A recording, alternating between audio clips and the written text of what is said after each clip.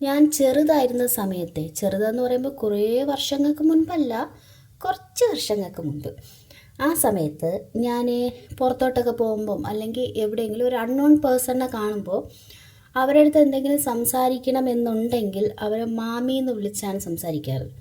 ഒരു കാണുമ്പോൾ മാമി എന്ന് വിളിക്കണം എന്ന് തോന്നും, ആ ഒരു ഇതായിട്ട് തോന്നും. ഇപ്പോൾ എന്നെ കാണുമ്പോൾ കുറച്ച് പേര് മാമി എന്ന് വിളിക്കാറുണ്ട്.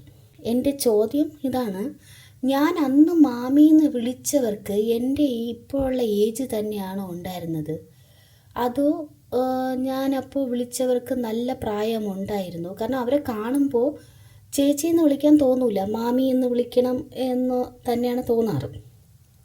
അപ്പോൾ എന്നെ ഇപ്പോൾ വിളിക്കുന്നത് ചേച്ചിക്ക് പകരം മാമി എങ്ങനെയോ ആയതാണോ, അതോ നമ്മൾ മാമിയിലോട്ട് എത്തിയോ? ഇതാണ് എൻ്റെ ഡൗട്ട്. നിങ്ങളുടെ അഭിപ്രായം പറയണേ.